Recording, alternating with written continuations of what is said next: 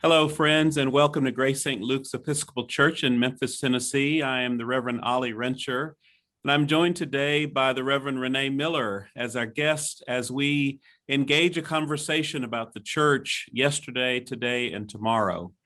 Renee has been a friend of Grace St. Luke's in Memphis for many years, and we've known each other for quite a while through our work with Episcopal Credo and other times of being together as members of spiritual faculty.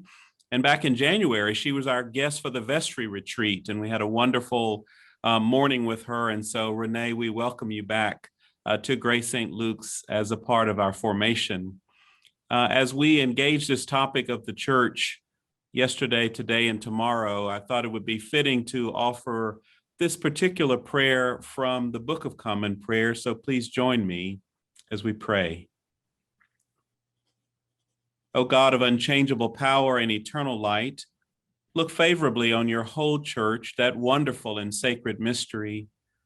By the effectual working of your providence, carry out in tranquility the plan of salvation.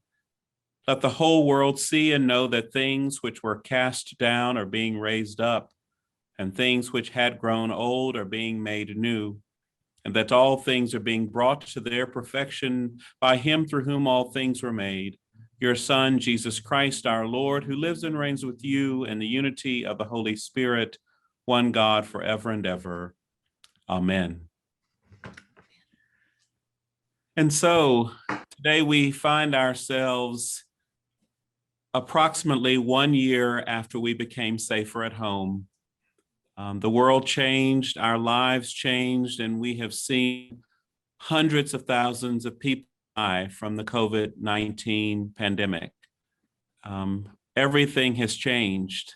How we relate to one another, how we are in relationship with the world and with our households, and all things are different. Everything is different. How we have related has changed. And yet God has not changed. God continues to be within and around our bodies.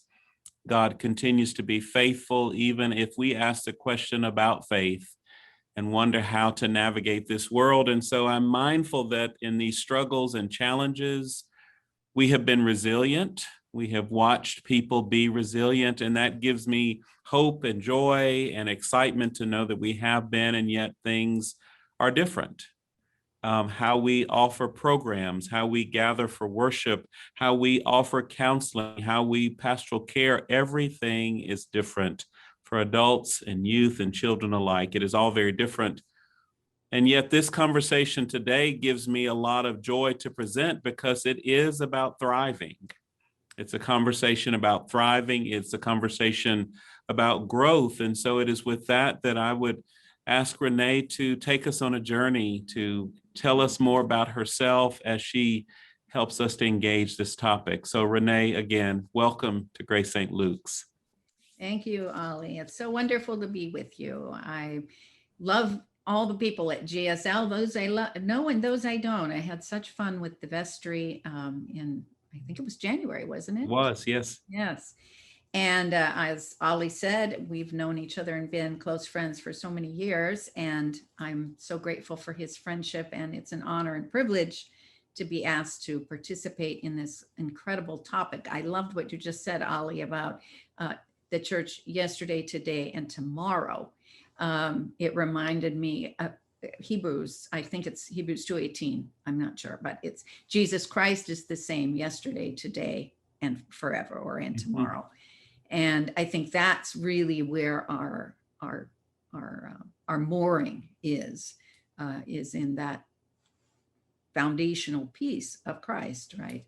Yes. While even other things are changing around us. So the church, this is the same yesterday, today, and forever in some ways, though, as you so rightly pointed out, everything is different.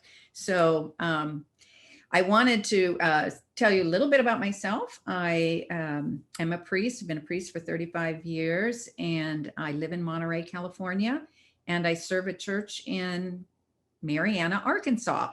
So it's quite a commute.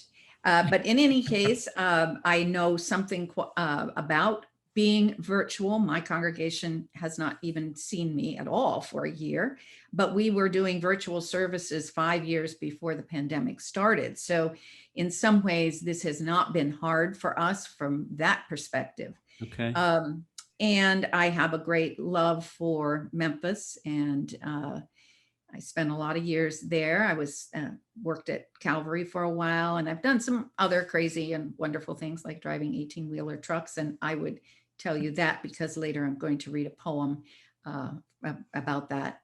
I ended my time in Memphis, came back to California and Arizona, which you'll see from some of what I say that I'm a desert person. My soul is the desert. So much of what I think about, write about, has those desert images in it, even though I now live by the ocean.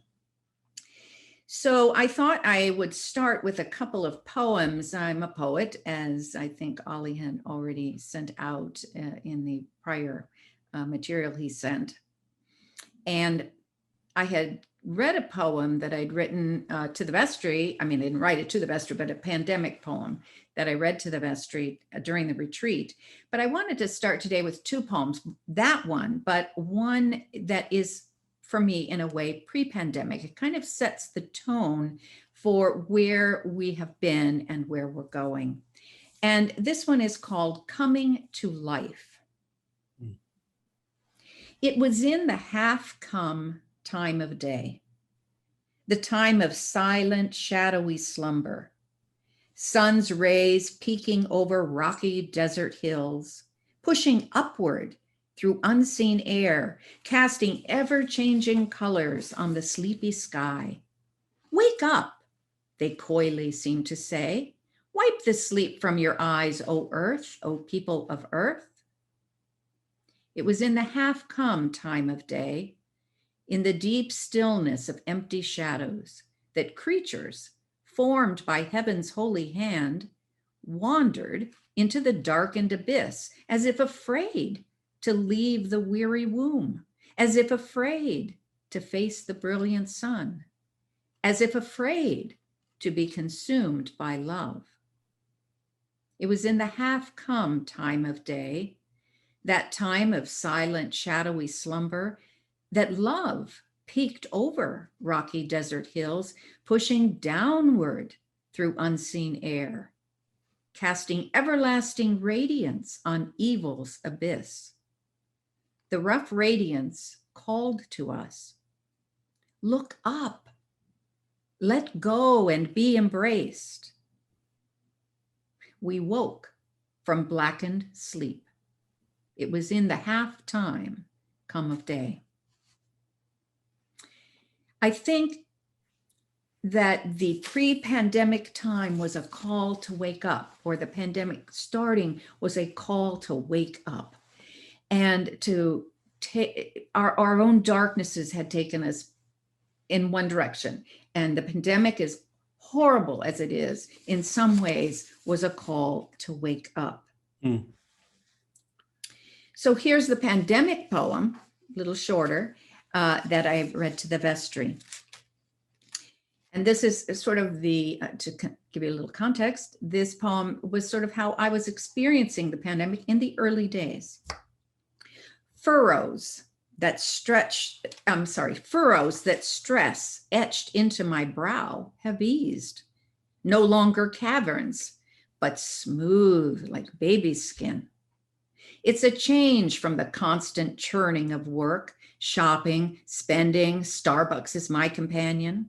Running on rat wheels with no destination, filling some aching need with some empty thing. I now go nowhere. In stillness, find meaning. Find the silent God waiting for time with me, not for prayers said, but prayers lived in each moment. It's a strange time, a time of uncharted change. What once was is no more. What will be isn't known. Still, wildflowers shyly peep up through the dark soil. So those two poems, I think, are kind of a way for us to context our time together today. And Ollie, I thought we might engage in a little reflection together. Okay.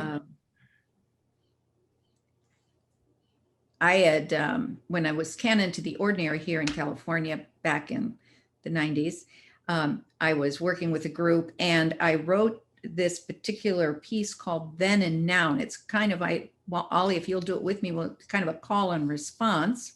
Can you share your screen with me? Oh, yes, I will do that. Oh, great. So again, to context this, I was amazed to pull this up and see how applicable it is even today, given our situation. And so I thought we could just, the context was, what was it like in Jesus's time, which would be the then, Okay. and then now, okay, what's it like now? But this was now in 2001 when Okay. this was written. Okay, so we're 20 years past that. Right. So maybe I do the then and you do the now, and you Okay, all sounds follow great. along with us and read it with us, or whatever's helpful to you. So then people asked, when will the Messiah come? People ask, who needs a Messiah? Then people wanted answers to specific questions like, whose wife will she be in the resurrection? How can I be saved? Whose sin made the man blind? Are you a reincarnation of Elijah? Now, people want answers to questions like, what will happen to me after I die? Why do bad things happen to good people? How can I ever be loved unconditionally? Is there reincarnation? Then people looked for physical healing. Now, people look for spiritual and psychic healing. Then people wanted to know how to pray. Now, people want to know how to meditate. Then people asked Jesus when the end would come. Now, people want to know how to make sense of the ends that are coming routinely in their lives. Then Nicodemus wanted to know how to be born again. Now, people wonder how to reconnect with their inner life anew. Then people traveled slowly on foot to see the teacher. Now, people hurry to get everywhere by car and SUV. Then people sat outside on a mountain to be taught. Now, today they want to learn in a spacious, well-appointed, simply elegant room with a clean and comfortable bathroom nearby, and excellent coffee and tea available. Starbucks is a good example. Then people wanted to know how long they would be punished for their sins. Now, people want to know how to be free of shame and how to forgive themselves. Then people wanted to know how serious they needed to be about paying their taxes. Now, it's still the same. Then Jesus held no committee meetings. Now, people today have all the meetings they want at work. And I might change that these days to on Zoom. Indeed. So that, Wow. Will you share this with me, Renee, and I can share it with the parish at a later time? I'll make it available on our website. Oh, yeah, that'd be great. Yes, I'd love to do that. Yeah. So you want me to just go on, or you have questions you want to? Yeah, so I guess what comes up for me is what, in this time, what are the future changes? What are the changes that we might see that aren't already happening? A lot has changed, as I mentioned in my introduction, but what are some of the things that are ahead, if not already, that you see talking about the church yesterday, today, but tomorrow in your observation or what you have learned already? Mm-hmm. Well, gosh, there's probably way more than I could even think of or cover, Right. but a couple of things come to mind. One is I think we're going to have a sense of a reconfiguration of our understanding of parish. Okay. We're grounded in that sense of a parish being a geographical group, area, Right. from the Old English pattern, right? And I think that we're going to have to kind of move from that. I think the pandemic has kind of taught us that a parish now is not so much a particular community in a particular environment or geography, but it's a people gathered from anywhere. Right. And from everywhere. And that the coinage going forward isn't going to be a building, it's going to be a community. And beyond that, it's not necessarily going to be a known community, but a global community. Right. And I think that that has several implications for us. And it's scary, I must tell And you. it's scary. It is scary. And I think that others who are present right now in our conversation are thinking, wow, this is coming. But that is sobering to think about that shift. Yeah. Yes. I think it impacts us because we are so used to a formed community, a community that we know and are comfortable with. And that's particularly true, I think, in small churches, right? Because they are really family oriented. So they really feel that closeness, like my church in Arkansas. GSL, on the other hand, you have a different kind of formed community because you're large, but there's a familiarity with that community. And that is, who you identify as our parish. So it is frightening to expand that to an unknown community. And this because brings we're me in to Midtown. If you'll remember, we're in Midtown Memphis, but people come from throughout the region to be a part of life at Grace St. Luke's, and we are richer and better because of that increased diversity of who makes up the parish, including from Mississippi and Arkansas. Yes. And see, not from Mariana, not from your parish, by the way. Oh, good. Yeah. But you're not proselytizing my group, huh? No. But, I think you stand in good stead that way. If you are already experiencing some of that, you've been a haven for people, in Midtown. Yes. And so, but, that could expand even further. I think of my church on Sunday, I had Michigan, Illinois, Florida, Arizona, California, Texas, Illinois, Chicago, and Kansas. Okay. So, and some of these people I don't know. They participate fully in the service because it's a Zoom and totally interactive, but I've never met them, don't know them. Right. So that's my point. We're at in a place where the understanding of parish, where I go on Sunday to see my people that I know and love, may be different as we go forward. We have to be more broad in that sense. So I think this affects our sense of evangelism. Yes. And I think Episcopalians have a difficult time with evangelism during the best of times, but surprisingly, I found that they've done it the best in the worst of times, right here in the pandemic, which is happening, for sure, they've ever done. At least in my little group, they easily tell people, oh, you need to come to our place. Now, in the old parish sense of model, if I have my friend in Kansas, I want her to come to my church. I can't get her to come to my church. She's in Kansas. That's right. Now I can easily evangelize my friend in Kansas to come to my church in Arkansas. Correct. So the borders are different, right? Borders have come down in that sense. And I also think there's a sense in this evangelism piece of the fluidity, much more flexible and fluid the future church will be, I think. I think people are going to want to be a part of communities and services that are not only spiritually fulfilling, but that are also fluid. That means that they aren't rigid in terms of liturgy and tradition and style. And that's where the fear comes in, right? People say, wait, hold up, don't want to go there. I want to have what I'm used to.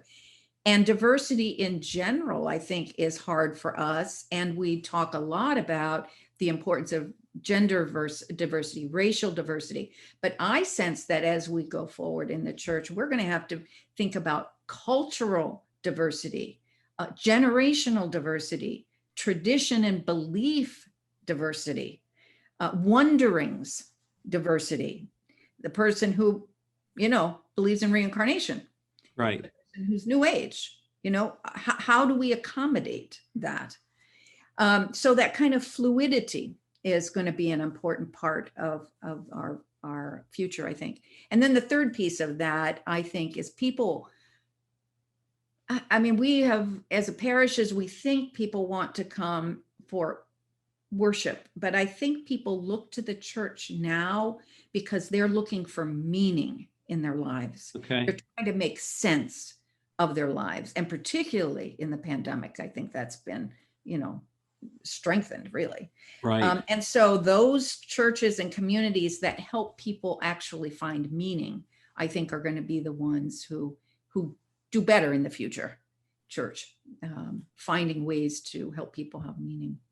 That's helpful to think about. And I'm kind of thinking in these last 10 minutes of our time together, what, things that you've written about, things that you've reflected on, things that are, I would say, are non-negotiables, that are elements. How does that fall into some of your thinking today?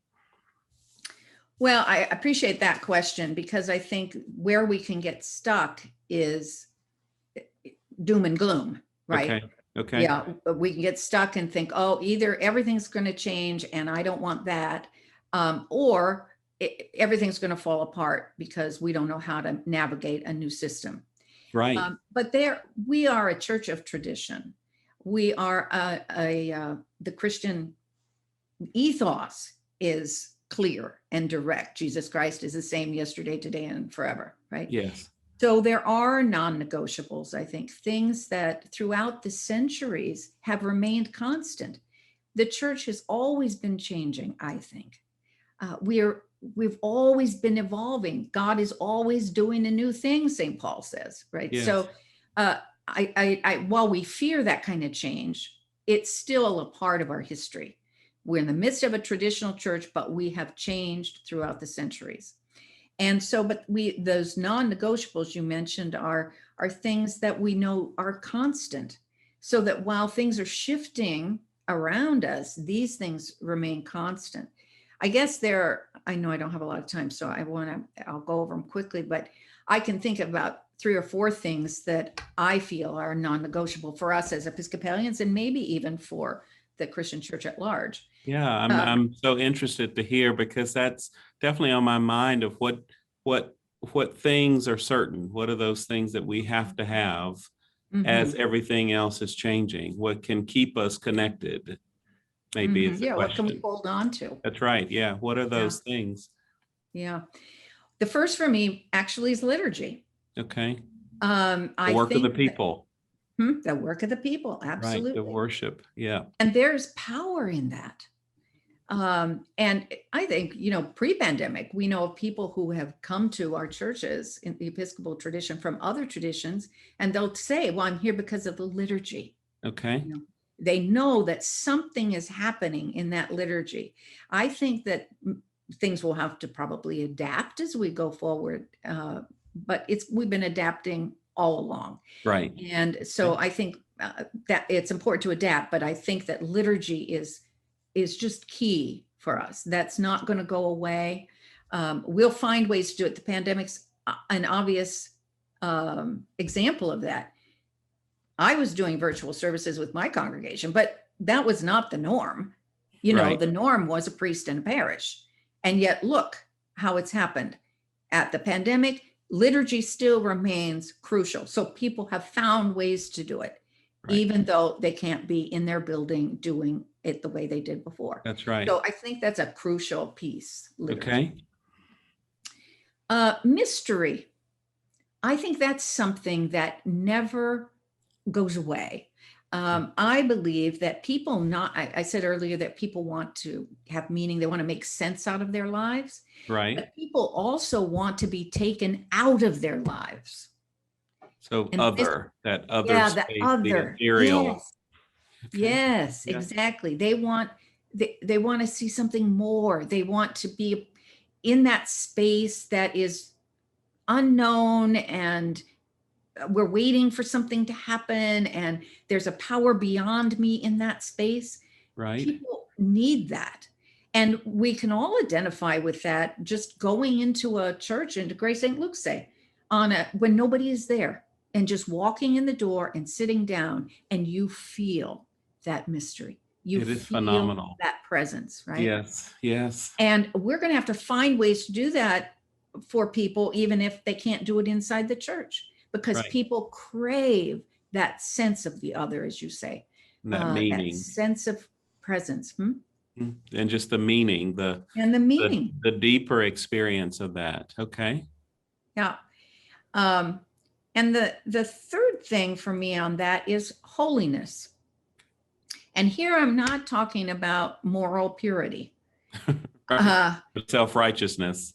Yeah, and self-righteousness. No. Exactly. I'm talking about another level of mystery. Okay. So you have mystery of the other, and holiness is kind of going deeper into mystery. I mean, we all know that our lives go off the rails. Yes. You know, life happens, and we just mess up, and things aren't going the way they ought to go. And maybe we're unsettled or in some kind of moral difficulty, any number of things that can cause us to feel that we're going off the rails. But I believe that every single human being is looking to be holy.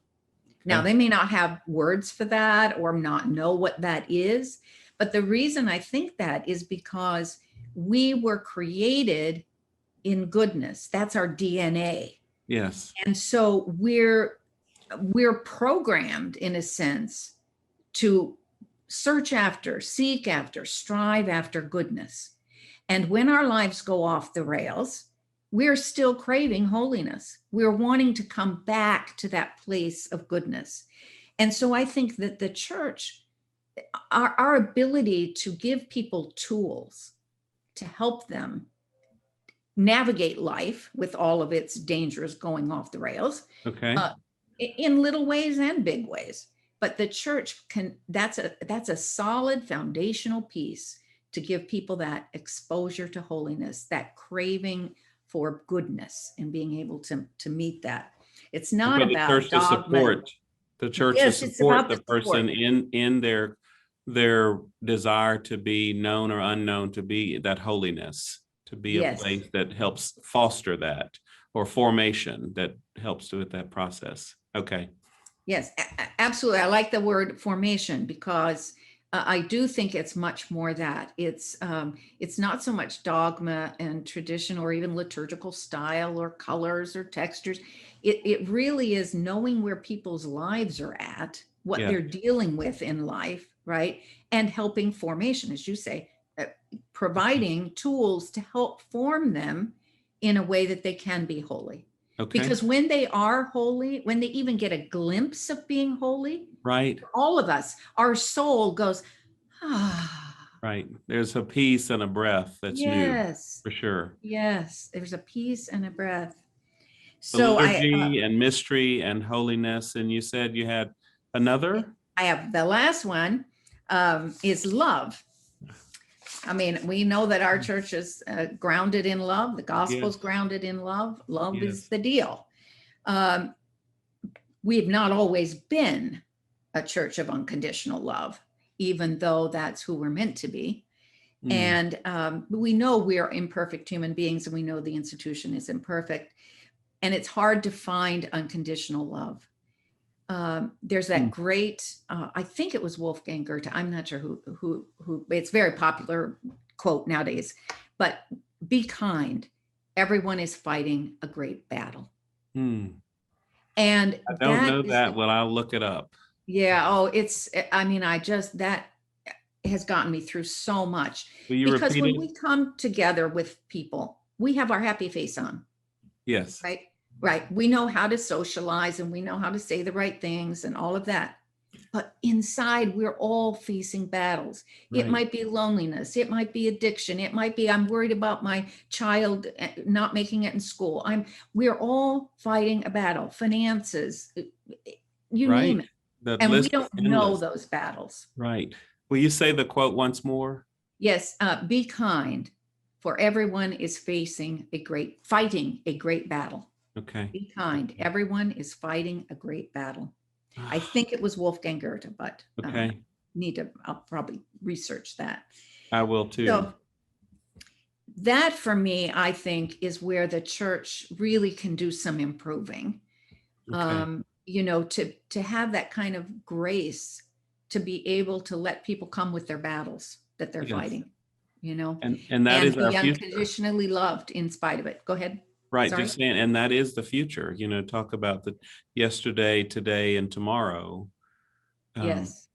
This is so encouraging to hear what you have to say. You know, this is powerful for us to be thinking about, you know, and the invitation, Renee, that you are putting before us is something that we are considering very heavily and seriously at Grace St. Luke's, and it will be a part of our upcoming vestry meeting and conversations and dialogue with the parish, ideally, of how do we live into, you know, just I'm thinking about what you've given us of liturgy and mystery and holiness and love, and how do we do that?